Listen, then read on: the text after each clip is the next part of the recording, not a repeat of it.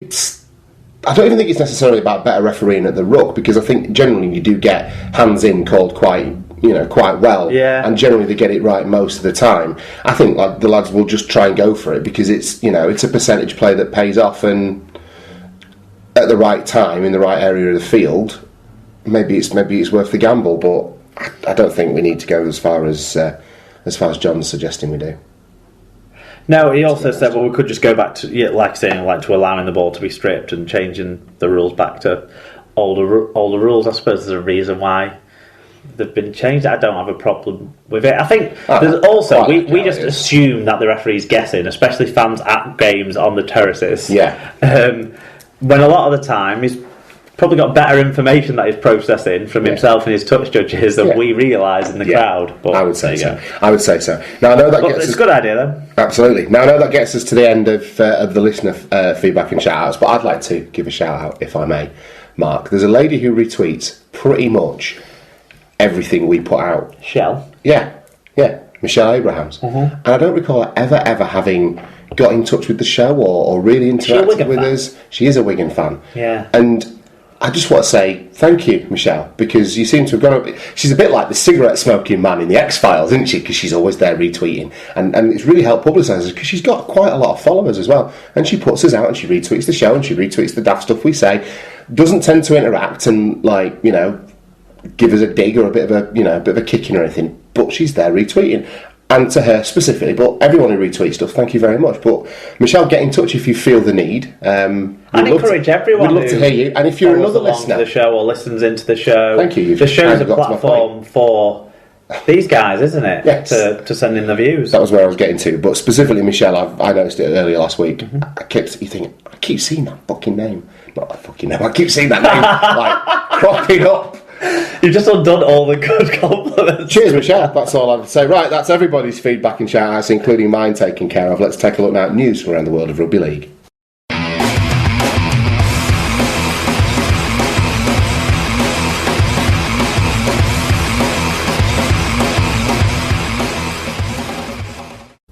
Okay, so to news from around the world of rugby league then, and we will start over in North Yorkshire, where the board of York City Knights have closed down the club with immediate effect as a result of financial difficulties. The League One club blamed declining revenues caused by playing at York City's Bootham Crescent ground following their eviction from Huntington Stadium. York moved to the ground in 2014 to allow York City Council to construct a new stadium that was to be used by both the rugby league and the football team. The financial situation shows no promise of improving with a move to the new stadium, a club statement said. We know the vast majority of our supporters and the people of York and beyond will be saddened by this news. We hope that rugby league can stay alive in York and someone will come along and succeed where we could not. However, York may yet complete their season despite the board's statement. In a joint statement, the City of York Council and the RFL and York City Football Club have said the following. City of York Council, the RFL and York City Football Club firmly believe that there is a future for professional rugby league in York. When the council first signed an agreement, a memorandum of understanding with partners in December 2010, it had the future of York City Knights and York City Football Club and their fans at the very heart of these plans. We are standing by this because we want to enable each to achieve their ambitions. We are working closely with the council. So we are working closely, meaning the council, the Rugby Football League and York City Football Club, and hope to make a further announcement soon. We are also trying to resolve the situation with the Knights fixture against Doncaster. The RFL confirmed yesterday the fixture had been postponed to allow time for a solution to be found and for the match to be rearranged. The RFL also confirmed that they had several offers from other clubs to host this game and that there was sufficient time to rearrange the game before the end of the Super 8s. On Tuesday of this week, the City of York Council made an offer of financial assistance to the Knights to enable a fixture at an alternative venue to happen. We continue to work to resolve this situation and are hopeful that ways can be found for James Ford and his players to be able to fulfil the remainder of their fixtures this season. Knights head coach James Ford has also revealed that there are people considering a takeover for the club. This is a fast-moving story. Right. So the latest updates after we'd banked the rundown, as it were, is that one of the interested parties might be the owner of the football club. Is the owner of the football club, who is JM Packaging's the company, so let's just find the name of the bloke. But anyway, that guy, Jason McGill, who runs the football club, but front runner at the moment seems to be businessman Gary Dickinson, who actually was on the board of York briefly during the messy handover period in 2014 of the stadium situation when Huntingdon closed, and they scratched around a bit, didn't they? They played they played a couple at York Acorn, and one at a local amateur union team as well. So it looks like this Dickinson's the front runner. He'd be joined on the board potentially by his wife and Alex Simmons of Rugby AM. Right. Apparently, that's what the York Press are reporting. So obviously, it does look like there's a positive opportunity for a future. My take on it, and I don't want to speculate too much because we don't know the ins and outs as such, but my take on it is it seems to be a friction between Guildford, the current chairman, previous chairman now of the now almost defunct business, and the council, which seems to have been rumbling on for quite some time, doesn't it? There was some serious personality clashes within that relationship a year or two ago when there was problems before. Not taking too much away from what Guildford did though, because when he took over the club, there wasn't a club. It was the last time York couldn't fulfil the end of the season fixtures in, was it 2002-ish, around that time? Somewhere in that region, So, well done to him for that part, but obviously as time's dragged on, he hasn't maybe always had the best interests of rugby league in the city in his heart, outside of me. I don't know. It just seems like there's been a divide there that's caused these problems, and they're blaming other people for just not wanting to maybe put in the money anymore, be involved anymore. That's how it feels. But the RFL, for all the slagging off and criticism they've had over the whole thing, actually seem to have been trying to be quite proactive, maybe a little bit behind Guildford's back, or to kind of make sure the club continues without him there. So they maybe seem to be siding with the council, obviously, with the joint statement and that sort of thing. But they've done what they can. They tried to find alternate venues. They gave special dispensation for it to be played again at that rugby union ground they use, because they actually the facilities there actually aren't up to what they now qualify as League One standard, but they get allowed special dispensation to play at a stadium that wouldn't be League One standard to get the fixture across the line. So they've made a lot of effort there. It seems that way. It seems like they're really working hard with these other potential investors as well to get people on board. So I can't see a criticism of the RFL unless there's obviously parts of the story we won't know, and there's always problems with lower level clubs in the RFL in communication that I've experienced in the past. That sort of thing seems to happen, but I'm not going to criticise them too much here, because if York Rugby League continues to exist for the end of this season and beyond, I think the RFL will have played a big part in that. Yeah, absolutely. We got some feedback in on this one as well, Mark. Yeah, Paul Ludo Lewis, he said, a club falls due to, this is Paul's opinion, a club falls due to an idiot like Guildford in charge, and all I read is fans blaming the RFL and Toronto. None of us know the full facts, but one, I thought Toronto was self-funded, and two, I'm sure I read that Guildford was asking for $400k for York, so it's no surprise he didn't find a buyer. Looks like hashtag blame Toronto is this year's hashtag blame Burgess. And then Oliver Smith got in touch. He said, York have known about not being able to play at their ground for a long time. There are plenty of other options for this weekend's game to have gone ahead. In my opinion, the directors at the club are just using this as an excuse to get out of the club before its finances get any worse.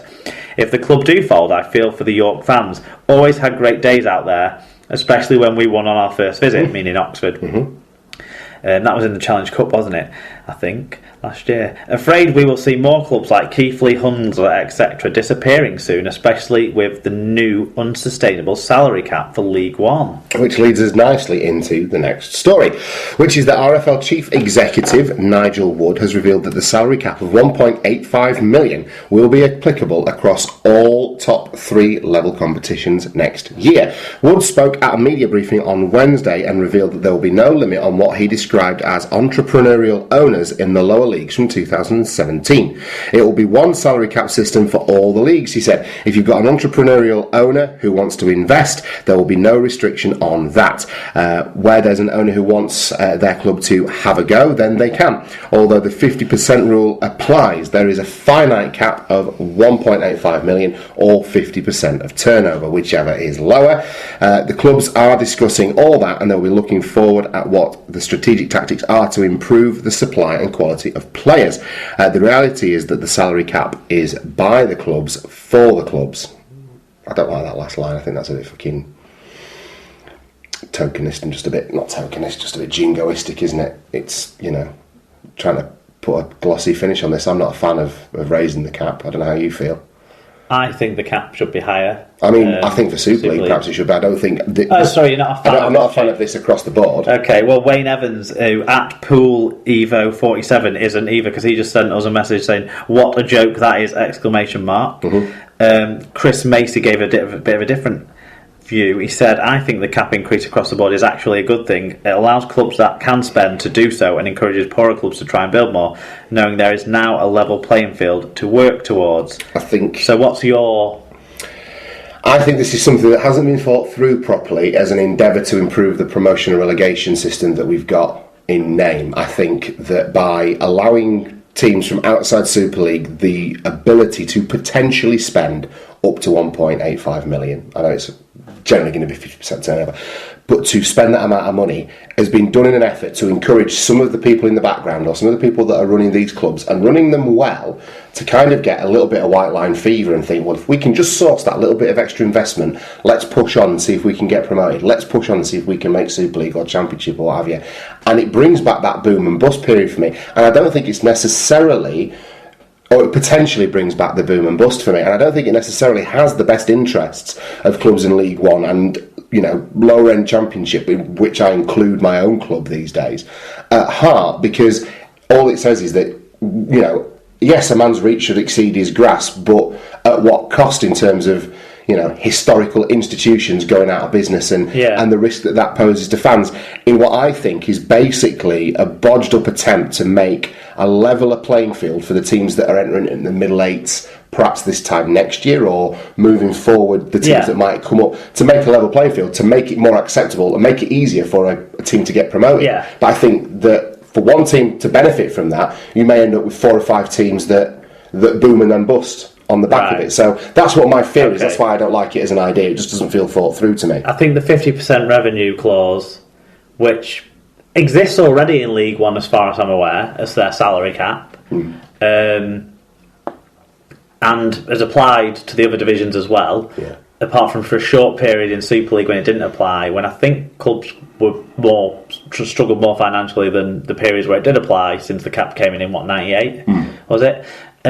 So I think that stops all of that, and yes, it'll mean there's clubs, heartland clubs or what have you, that do get left behind because there's no investment there for them, but it means there's other clubs that can push on.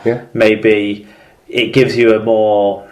it gives you a bigger platform for those clubs.